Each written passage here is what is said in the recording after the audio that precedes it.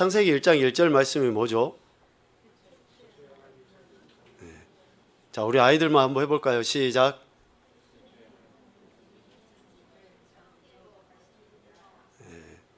그래요. 우리 믿음의 시작은 바로 이겁니다. 하나님이 천지를 창조하셨다. 이게 믿어지지 않으면 모든 믿음의 표현은 다 허상입니다. 허상. 왜? 나라는 존재가 어디서부터 왔는지를 알아야지 그 믿음의 대상에 대한 마음이 진실된 거죠. 내가 어디서부터 왔는지를 모르는데, 내가 엄마 아빠의 자식이라고 내가 생각을 하지 않는데 어떻게 엄마 아빠를 존중하고 사랑하고 할 수 있겠어요? 내가 엄마 아빠의 자식이라는 것을 내가 믿으니까, 그냥 믿어져 버리니까 그런 존중이 나오는 거죠.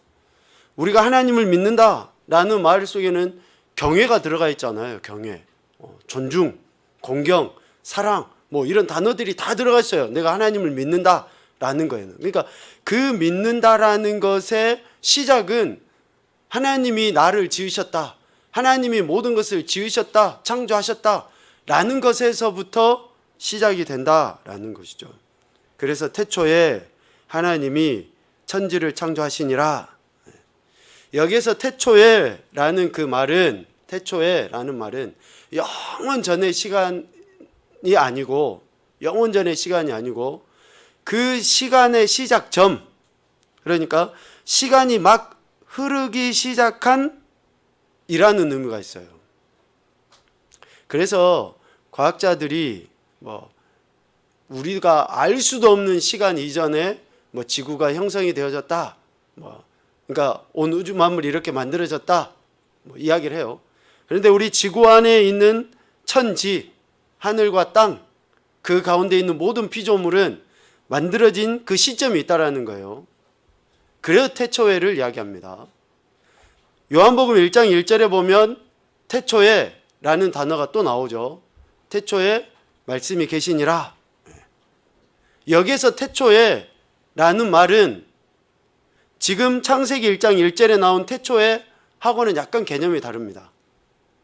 요한복음 1장 1절에 나온 태초에 라는 그 단어는 영원 전부터, 영원 전부터. 그러니까 그 시작점은 알 수가 없어요. 그 시작점은. 그런데 창세기 1장 1절에 나오는 태초에는 시작점이에요. 시작점. 무슨 시작점입니까? 천지가 만들어지기 시작한 시작점의 시간을 태초에 라고 이야기를 하는 거예요. 그러면 태초에 하나님이 천지를 창조하시니라. 자, 여기서 우리 국어 공부 한번 해봅시다.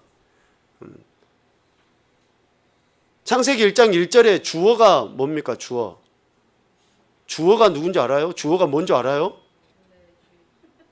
주어가 뭐예요? 연우 뭐라고? 뭘 줍는 걸 주어, 그게 아니고, 우리 사투리 사람들이 땅에 떨어지는 건 주어, 그 주어가 아니라 하나님이, 즉 주체라는 거예요. 주체. 주체 대신 하나님이 무엇을 하신 거예요? 무엇을? 천지를. 무엇을 하셨다. 그러니까 목적어는 천지를, 그리고 하신 그 일은 창조. 그렇게 이야기할 수 있는 거죠. 그러니까 누가 무엇을 왜 이렇게 육하원칙으로 우리가 다 이야기를 해볼 수 있는 거죠. 그래서 태초에 하나님이 천지를 창조하셨다. 여기서 하나님이라는 그 말은 엘로힘이에요. 엘로힘. 그 엘로힘이라는 단어로 굳이 써놓은 이유가 있어요. 야훼 이렇게도 부르기도 하고 여호와 라파 우리가 아는 단어들 여러 가지가 있잖아요. 근데 하나님에 대해서 엘로힘이라고 하는 것은 두려워해야 할 능력 있는 자라는 의미가 엘로힘에 담겨져 있어요. 그러니까 우리가 믿고 있는 하나님, 천지를 창조하신 그 하나님은 우리 모든 인생이 두려워해야 될 능력을 가지신 분이라는 거죠. 두려워하는 존재만이 아닙니다. 두려워해야 될 대상만이 아니에요. 두려워해야 할 대상임과 동시에 능력이 있는 분이시라는 거예요. 그래서 천지를 창조하실 수 있는 분으로 우리가 고백을 하게 되어지는 거죠. 여기에서 창조하시다, 창조라는 그 단어를 히브리어로 이야기하면 바라라고 이렇게 씁니다. 근데 그 창조라는 단어는 뭐 그럴 수 있잖아요. 그 토기장이 비유도 나오니까 토기장이가 진흙으로 이렇게 무언가를 만들어요. 그렇게 뭔가를 만들 때는 이 바라라는 단어를 쓰질 않아요. 우리 인간이 무엇인가를 만드는 그러한 모습 속에서는 이 단어를 쓰지 않습니다. 창조했다라는 단어를 쓰질 않아요. 하나님에게만 해당되는 단어가 바라, 창조라는 단어를 씁니다. 하나님에게만. 그래서 그들은 철저하게 하나님과 우리의 인간을 구분했어요. 그래서 하나님이 온 우주 만물을 이렇게 만드신 분이시다라는 것이 바로 믿음의 시작이다. 다시 말하면 모든 것이 하나님의 것이다라는 것을 인정하는 것이 믿음의 시작입니다. 즉 하나님의 주권을 인정하는 것이 믿음이에요. 우리가 하나님의 주권을 인정하지 않으면 내가 아무리 하나님을 찬양하고 안다고 믿는다라고 해도 그는 실질적인 믿음이 아니에요. 그래서 모든 것은 하나님께서 창조하셨고 하나님의 주권에 달려있다라는 거죠. 우리 페이퍼에도 보면 주재권이라는 말을 이렇게 씁니다. 주재권. 이 말은 주인으로서 행사할 수 있는 권리를 주재권이라고 이야기합니다. 우리가 믿고 있는 하나님, 예수님은 만물의 주인, 주권자가 되시는 거죠. 그래서 그분의 지배하에 피할 수 있는 존재는 어느 누구도 없습니다. 특별히 우리 예수님을 믿는 사람들은 예수님을 우리 마음에 모시고 산다라고 하죠. 우리는 어느 한순간도 그분과 떨어질 수가 없어요. 즉 그분의 다스림 속에서 벗어날 수가 없습니다. 그분의 주권 하에 우리 인생은 살아가게 되는 거죠. 그래서 사람들이 굉장히 이 말을 부담스러워합니다. 부담스러워요. 하나님이 늘 함께 하시고 늘 지켜보고 계신다라는 것에 대해서 부담스러워합니다. 그런데 반대로 생각하면 우리 믿는 사람들에게는 엄청난 축복입니다. 늘 하나님께서 우리와 함께 하셔서 우리를 위로하시고 도우시고 인도하시고 붙들어 주시고 회복시켜 주시고 더 풍성케 해주시고 은혜를 베풀어 주시고 10번 하면 아멘 할 줄 알았어요. 하나님 계속 우리에게 이렇게 더 큰 은혜와 위로와 사랑과 능력을 계속 우리에게 주시는 분이세요. 함께 하셔서. 그러니까 우리가 두려워하고 또 그분에 대한 하나님께 대한 그 불편함, 즉 우리의 죄성으로 인한 그 불편함이 있긴 있지만 그럼에도 하나님이 우리와 함께 하신, 즉 그분이 우리의 통치자가 되셔서 우리를 다스려 주심이 우리 믿는 인생들에게는 엄청난 복이라는 것을 이야기를 하는 것이죠.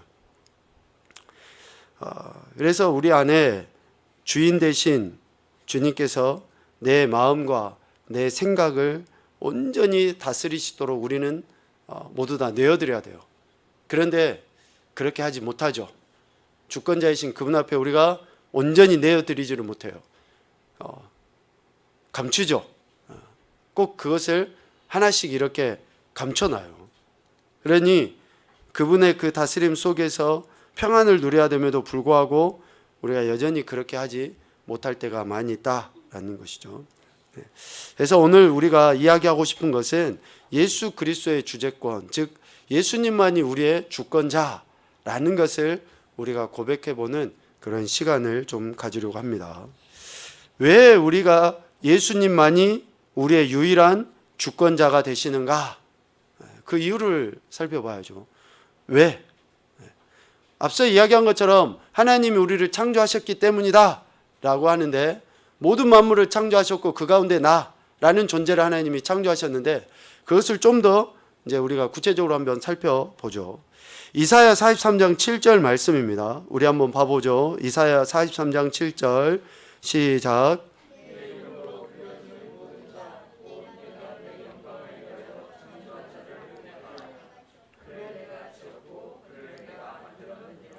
아멘. 왜 하나님께서, 예수님께서 우리의 주권자가 되시는가? 그 근거가 바로 여기 있어요. 하나님께서 나를 지었고 하나님께서 나를 만드셨기 때문이다. 여러분 믿습니까? 하나님이 나를 만드셨다라는 거예요. 여러분 이게 믿어져야지 됩니다. 하나님, 나같이 이렇게 못생긴 놈도 만드셨어요 그러시지 말고, 못생겼어도 하나님 만드신 거예요. 하나님이 다 나를 지으시고 나를 만드셨다라는 것을 인정하셔야지 돼요. 이게 믿어지는 것이 중요한데, 우리가 이렇게 생각할 때는 이성적으로는 다 그렇게 받아들여요. 그런데 어떤 상황에 놓이게 되면, 예기치 못한 상황 가운데 놓이게 되면 우리가 이것을 신뢰하지 못할 때가 많이 있습니다. 첫 번째로는 하나님께서 지으셨고 하나님께서 만드셨기 때문에 하나님이 나의 주권자이시다 라는 것을 우리는 고백해야 되고요. 두 번째로는 빌립보서 2장 9절부터 11절까지 말씀을 통해서 우리가 알 수 있게 됩니다. 이 말씀도 같이 보죠. 이러므로 하나님이 그를 지극히 높여 모든 이름 위에 뛰어난 이름을 주사 하늘에 있는 자들과 땅에 있는 자들과 땅 아래에 있는 자들로 모든 무릎을 예수의 이름에 꿇게 하시고 모든 입으로 예수 그리스도를 주라 시인하여 하나님 아버지께 영광을 돌리게 하셨느니라. 아멘. 우리 빌립보서 2장 그 이전의 말씀 여러분 기억하시죠? 예수 그리스도가 하나님과 동등된 분이시지만 동등됨을 취할 것으로 여기지 아니하시고 사람의 모습으로 오셨고 십자가의 대속의 죽임을 당하셨다. 지극히 낮은 자리까지 내려가셨죠, 예수님께서. 그런데 그 지극히 낮은 자리까지, 십자가까지 내려가신 그 주님을, 예수님을 하나님께서 그를 지극히 높여 모든 이름 위에 뛰어나게 하셨고, 그 뛰어남의 핵심이 뭡니까? 모든 사람들이 예수를 주라 시인하게 만들어버린 거예요. 주인. 그러니까 예수님이 주인이신 거예요. 그래서 우리의 주권자는 누구에게 있습니까? 누구십니까? 예수님이신 거예요. 예수님. 왜? 하나님께서 그렇게 만드셨어요. 그러면 우리는 자연스럽게 그분과 우리의 관계가 이제 형성이 되죠. 예수님이 나의 주인이시면 나는 뭐가 되는 거예요? 종이 되는 거예요. 자연스럽게. 하나님이 나를 창조하셨으면 나는 그분의 피조물이 되는 거예요. 그래서 하나님이 창조하셨다라는 그 말의 의미 속에는 뭐가 담겨져 있냐면 관계 형성이 담겨져 있습니다. 관계 형성.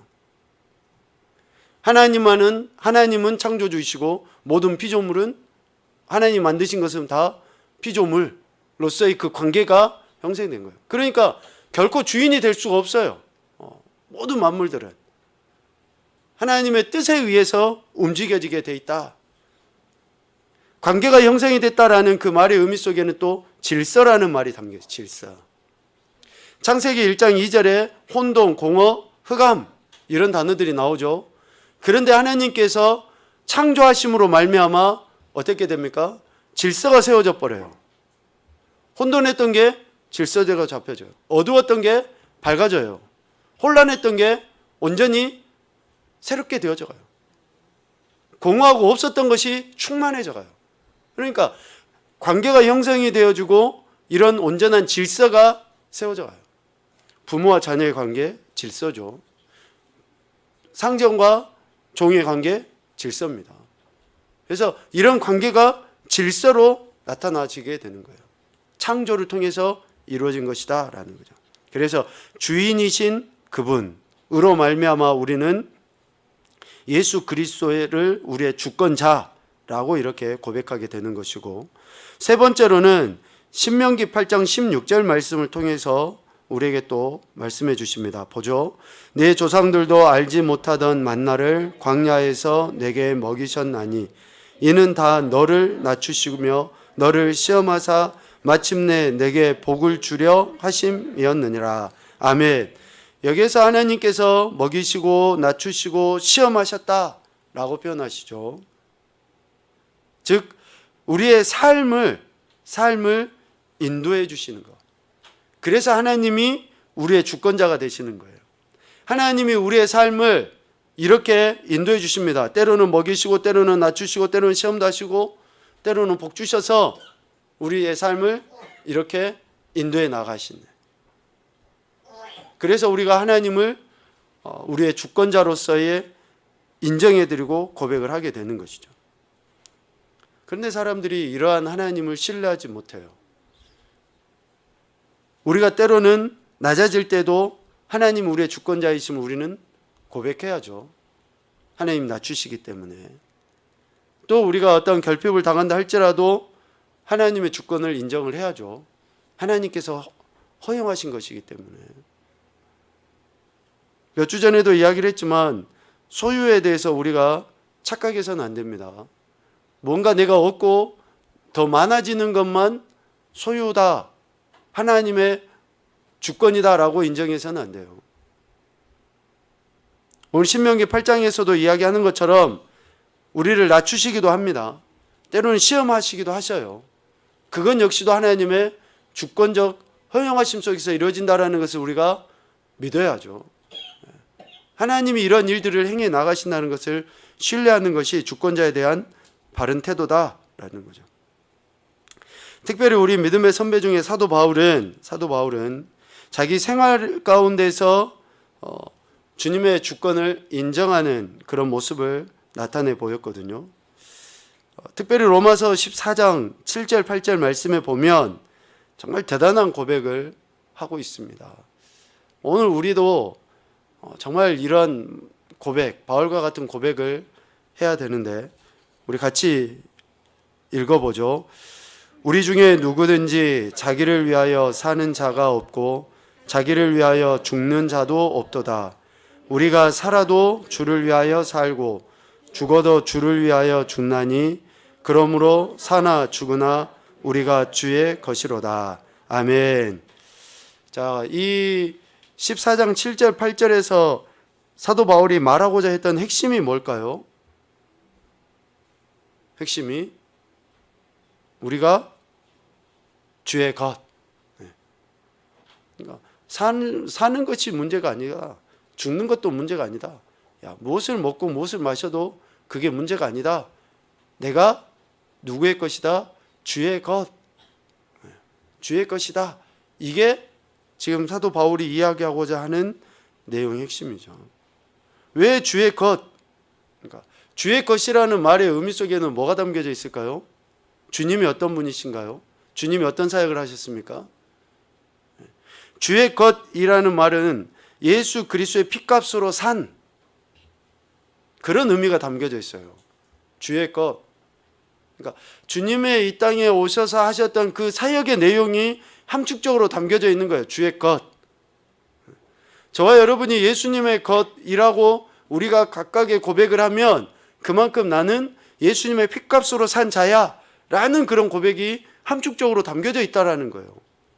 매우 중요한 의미죠, 이거는. 그래서 더 이상 내가 내 마음대로 할 수가 없어요. 아니요, 해서는 안 되는 거죠.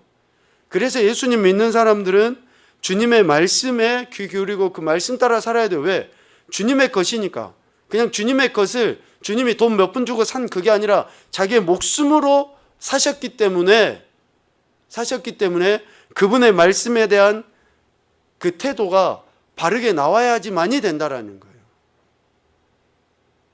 이야기했잖아요.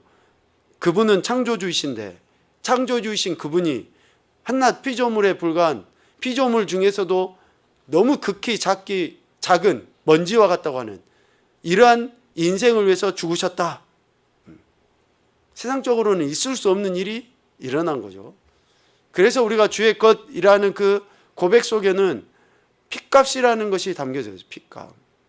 매우 중요한 의미인 거죠. 그래서 우리가 예수님이 나의 주인이십니다 라는 그 고백은 함부로 어느 누가 할 수 없는 그런 고백이라는 거예요. 그 핏값으로 인침받은 자만이 고백할 수 있는 거죠. 자, 그러면 사나 죽으나 주를 위한다 라고 하죠. 그럼 이 말의 의미가 뭔가 좀 우리가 곰곰하게 생각을 해봐야 될 필요가 있습니다. 곰곰이. 내가 사나 죽으나 주를 위해 산다, 이런 말이에요. 우리가 이런 이야기를 하면 어때요? 어떤 그 순교적인 그런 상황에 놓여 있을 때만 이런 말을 우리가 해야 되는 것 아니야? 라고 생각하기 쉬워요. 그러니까 예수님을 부인해라, 살려줄게, 이런 상황이라든지. 그런데 실질적으로 사나 죽으나 라는 그런 말의 의미는 매우 작고 사소한 우리 일상의 생활 속에서의 그 고백을 이야기합니다. 매우 작고 사소한 일상의 삶 가운데서의 그 모든 순간의 선택, 그 가운데서 내가 어떻게 해요? 사나 죽으나 주의 것으로서 주의 일을 하는 자로서의 모습을 이야기하는 거예요. 꼭 순교적인 그런 상황만이 아니라 말을 한마디로 하더라도 내가 주님의 것으로서 말을 하고 있는지.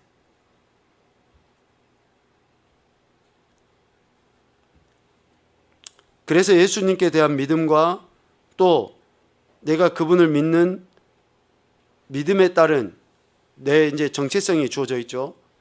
성도, 제자, 그리스도인 이런 또 우리에게 직분은 있을 수도 있어요.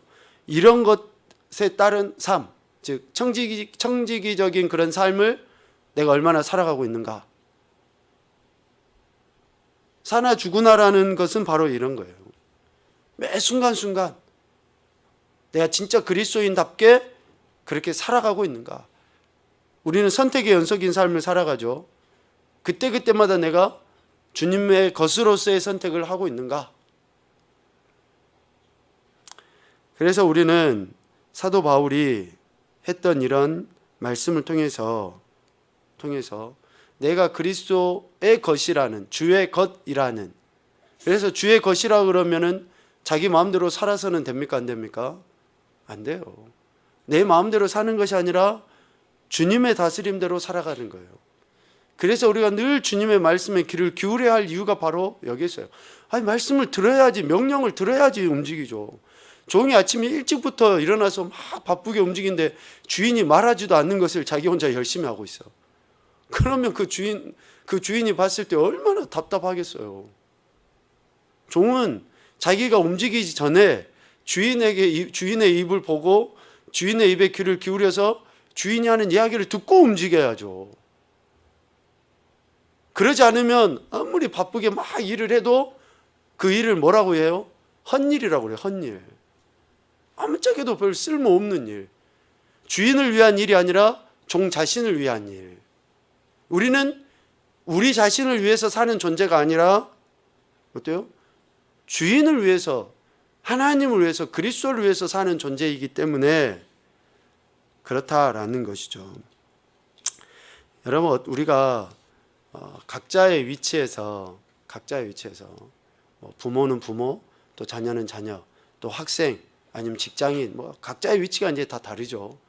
그 위치에서 내가 사나 죽으나 주를 위해서 어떻게 살아가야 될 것인가, 이것들을 우리가 정말 깊이 묵상을 해볼 필요가 있습니다. 내가 그리스도인으로서, 내가 하나님 나라 백성 자녀로서, 또 이 땅에서 주어진 그런 직분으로서 내가 어떻게 살아가야 되는가, 주를 위해 살아가야 하는가 라는 것을 우리는 곰곰이 생각을 해야죠. 그 모든 생각의 결과는, 즉 어떠한 위치에 있든지 간에 내가 그리스도, 사나 죽으나 그리스도를 위해서 사는 것의 결국은 뭐가 돼야 됩니까? 하나님의 영광이 돼야 돼요. 하나님의 영광이. 어떤 위치에서 살더라도 하나님의 영광과 기쁨이 돼야 된다라는 것이죠. 사도 바울이 고린도서 10장 31절에 그렇게 말씀하시죠. 먹고 마시든지에 상관없이 주의 영광을 위해서 하는 거예요. 우리가 무엇을 먹고 마시든지 아버지의 영광을 위해서 살아가야 될 그런 존재다라는 것을 바울은 또 표현을 하죠. 그래서 저와 여러분이 범사에 주님의 주권을 인정하는 이 태도가 우리의 믿음의 본질이고 믿음의 근간이 된다라는 것을 결코 잊지 않았으면 좋겠습니다. 하나님만이 우리의 주인이신 것을 우리가 인정할 때 실질적으로 가장 평안하고 행복한 삶이 될 수 있습니다. 우리 아이들은 빨리 어른이 되고 싶을 거예요. 빨리 어른이 돼서 지가 마음대로 막 해보고 싶고 막 그럴 겁니다. 그런데 어른이 돼보고 나니까 언제가 좋아요? 어렸을 때 부모님이 해서 먹여주는 것이 진짜 좋아요. 편안하고. 그런데 어른이 되면은 그만큼 책임이 있어요. 우리가 하나님보다 앞서지 말고 하나님의 주권을 인정해서 하나님이 우리를 지키시고 보호하시고 인도하시고 채워주심의 은혜 가운데 거하는 것이 가장 행복한 겁니다. 그런 삶이 되실 수 있기를 주님의 이름으로 축복합니다. 그래서 우리 믿음의 선배들이 특별히 오늘 사도 바울이 우리가 주의 것이다 라고 하는 그 고백을 했던 겁니다. 우리가 날마다 주님의 것으로서의 삶을 살아서 하나님의 영광을 드러내는 우리 항상 이 모든 가족들이 되시기를 주님의 이름으로 축복합니다.